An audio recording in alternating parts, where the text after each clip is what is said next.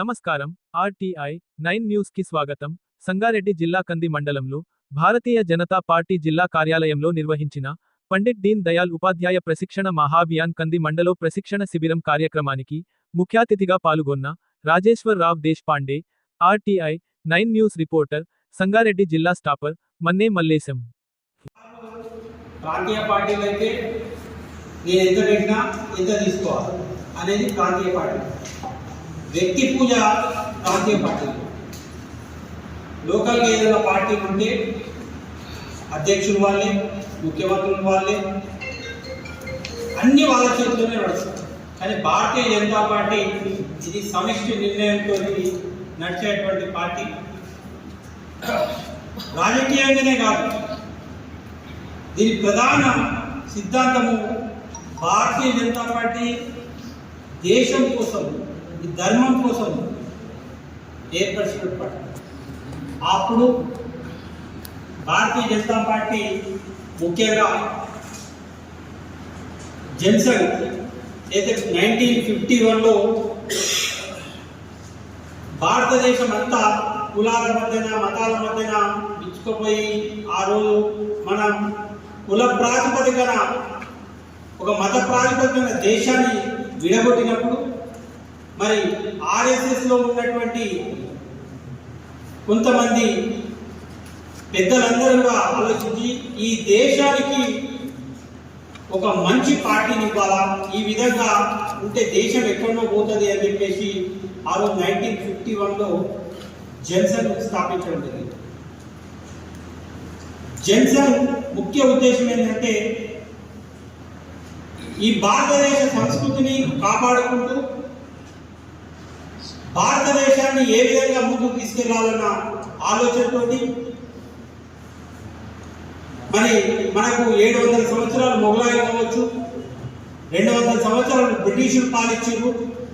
ఆ తర్వాత కూడా ఈ దేశం ఎక్కడ వాళ్ళ పాలనలాగానే మళ్ళీ పోతుందేమో అన్న ఉద్దేశంతో మన యొక్క సంస్కృతి, మన యొక్క విధానాలతో ముందుకెళ్లాలని చెప్పి ఆ జనసంఘను స్థాపించి ఆ విధంగా తీసుకొస్తే మనం 75 సంవత్సరాల తర్వాత నిజమైనటువంటి ఈరోజు భారతదేశాన్ని పరిపాలించింది మనం ఇప్పుడు చూస్తున్నాము. అప్పుడు వాజ్పేయి గారి కాలంలో కావచ్చు, నరేంద్ర మోడీ గారి పరిపాలనలో చూస్తున్నటువంటి నిజమైన పరిపాలన ఈరోజు మనం చూస్తాము. భారతీయ సంస్కృతి పరిపాలన.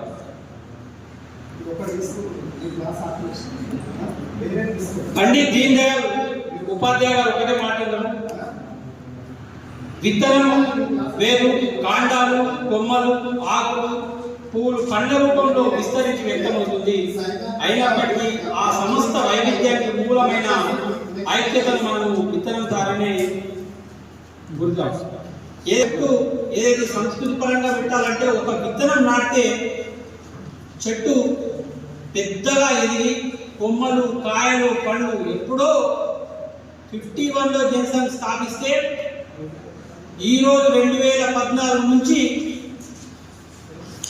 మరి ఆ విత్తనం చెట్టై, కొమ్మలై, ఈరోజు పండ్లై భారతీయ జనతా పార్టీలో పనిచేసినటువంటి కార్యకర్తలందరూ కూడా చూస్తూ ఉన్నారు ఏ విధంగా భారతీయ జనతా పార్టీ పెరుగుతూ వచ్చిందో. ఆ రోజు తను చెప్పినటువంటి ఈ యొక్క మూలం జనసంఘ్ మూలం నుంచే మన పార్టీ ఉద్భవించిందని తెలుస్తూ మరి సుసంపన్నమైన స్వయం సమృద్ధి భారతదేశమే మన లక్ష్యం. ఆత్మ నిర్భర్ కావచ్చు. ఈరోజు మరి మన స్వయం సమృద్ధి ఏదైతే మన దేశం స్వదేశీ పాలనలో ఏదైతే ఉండాలంటే స్వదేశీ వస్తువుల మీద, మన దేశంలో తయారైన వస్తువుల మీద మనము కొనాలని చెప్పేసి ఉద్దేశం కావచ్చు. మరి మనం ప్రతిభావంతంగా భారతదేశాన్ని ఆర్థికంగా అభివృద్ధి చేయాలంటే, అభివృద్ధిగా ముందుకెళ్ళాలంటే ఈ యొక్క 150 కోట్ల జనాభా ఉన్నటువంటి ఈ దేశంలో ఏదైతే తయారు చేసిన వస్తువులు, మన వస్తువులు మనము కొనడము, విదేశీ మోజులో మనం ఉండకుండా ఉండడం అన్నది ఈ యొక్క దృక్పథం.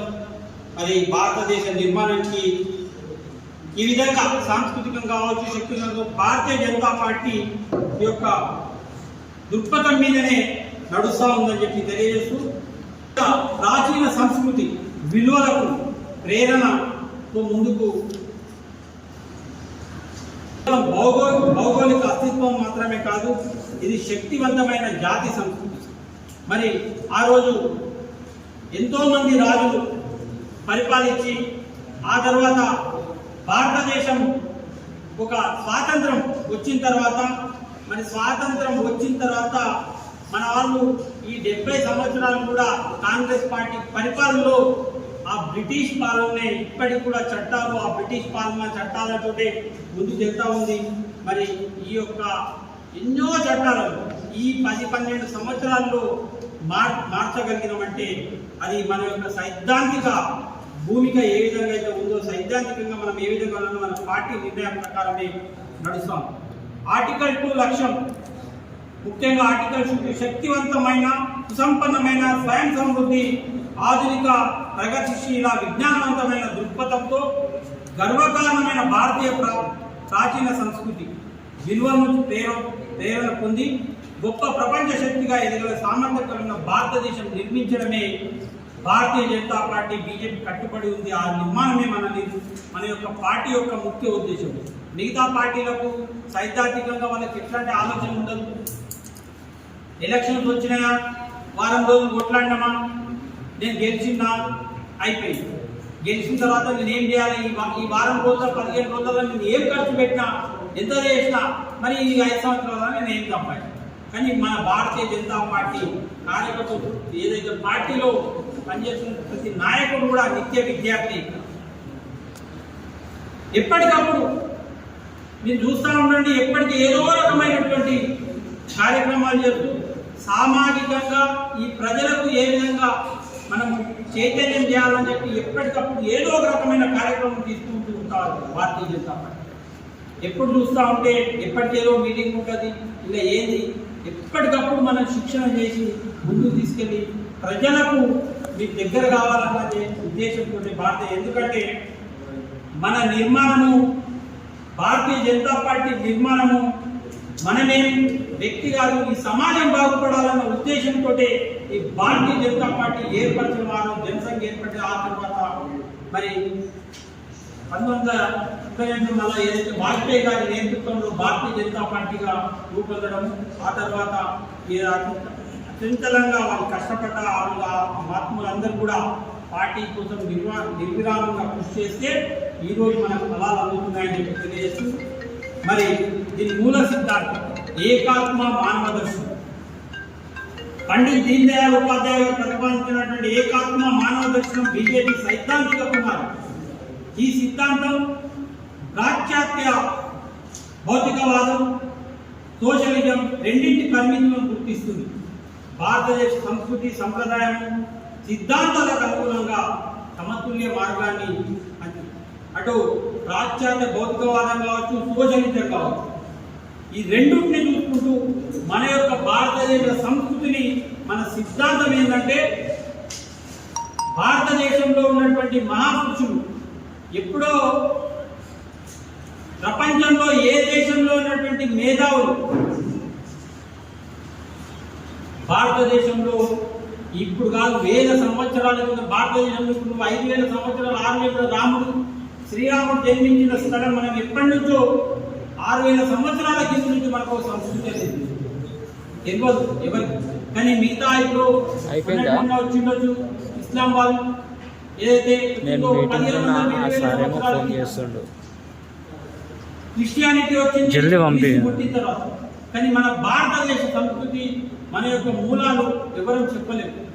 ఈ రోజు కాదు, ఇవన్నీ కాపాడుకుంటూ మన సిద్ధాంతాన్ని ముందుకు తీసుకెళ్లాలన్నదే భారతీయ జనతా పార్టీ ఉద్దేశం. ఏకాత్మ మానవ దర్శనం అంటే వ్యక్తి కేవలం శరీరం మాత్రమే కాదు, ఆ శరీరము, మనసు, బుద్ధి, ఆత్మ ఈ 4 సమన్వయం. అదేవిధంగా సమాజం కేవలం వ్యక్తుల సమూహం మాత్రమే కాదు, ఒక జీవ అస్తిత్వము. ఈ సిద్ధాంతం ప్రకారం ఆర్థిక పురోగతి లక్ష్యం కేవలము ఉత్పత్తిని పెంచడం మాత్రమే కాదు, వ్యక్తి మరియు సమాజం రెండింటి సమగ్ర అభివృద్ధి.